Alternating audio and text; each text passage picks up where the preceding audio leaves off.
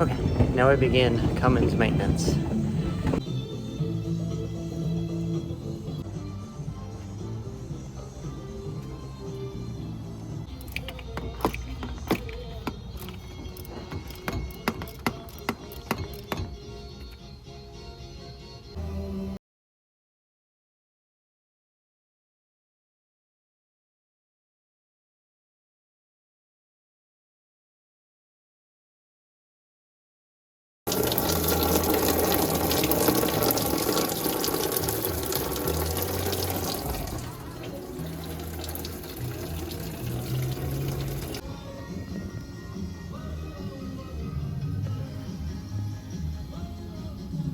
Okay, so now we're going to flush it. I have everything in there. Probably should have flushed it before I put the new water pump and thermostat in, but it's not gonna be that bad.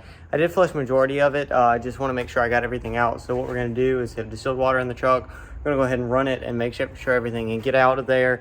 Open the drain at the bottom of the radiator and let everything flow out. Then we'll go ahead and fill the truck up with the coolant I have over here. And we should be ready to go. Cooling system should be set. We have all new tensioner, all new idler pulley, belt, everything, hoses, all that good stuff. So we should be fine.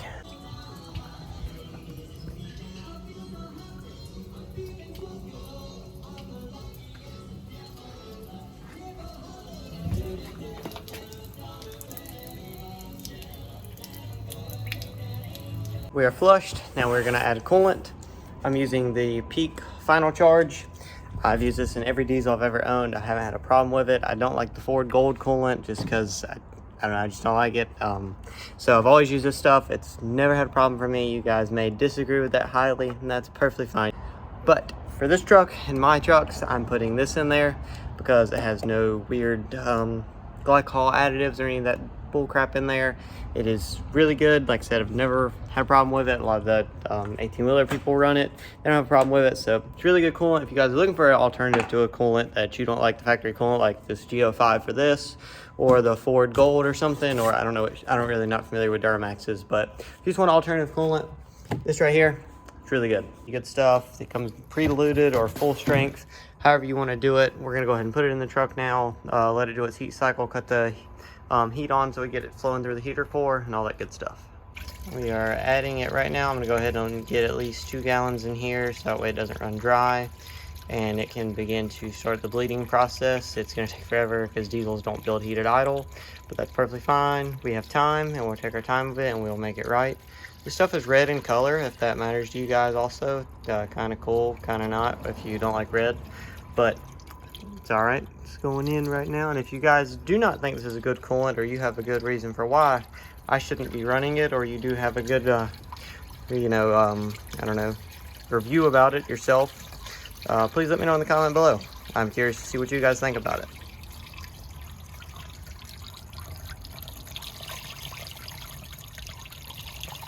I'm trying to redo all this. I feel like it could be better. I know it could be better, so we're gonna redo all this and make it how I want it because this is not it. I have so much just like empty space and just, I don't know, it could be better. We're gonna make it better.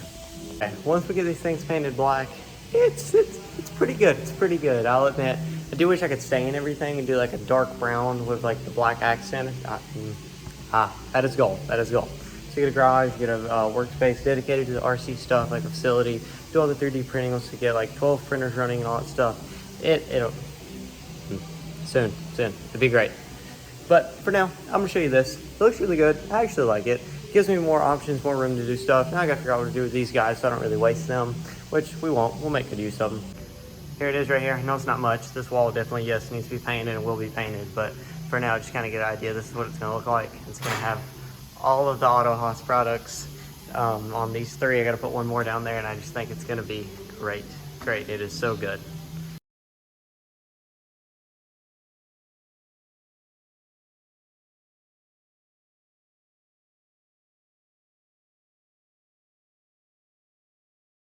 All right, everybody, this is it. I'm very excited, very happy with this. Shelves are painted gloss black. All the Auto Haus chemical bottles are up here. Everything is very nice and laid out. Could be a little better. The bottom shelf's kind of bland. I gotta get some more things down there. I have some bottles that aren't filled over here. Just some things I need to add. I don't have a label for water for when I'm wet sanding, but yeah, everything is awesome.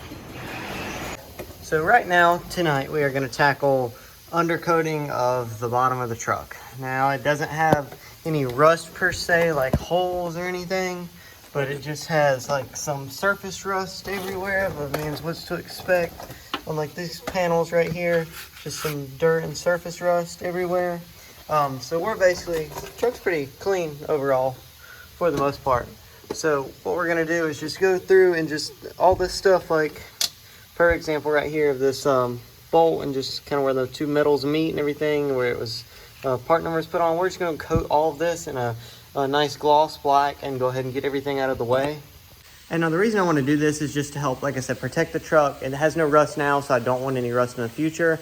I want to go ahead and protect this from getting any surface rust on the bottom or any rust that start eating through metal and just cause problems later down the road. It wants to be a long-term truck for me or anybody else to sell it to, so we're just going to go ahead and coat it. I got Pour 15 coating, supposed to be really, really good, so we're going to try that stuff. Hopefully it works out well, and we'll see how it sprays and go from there.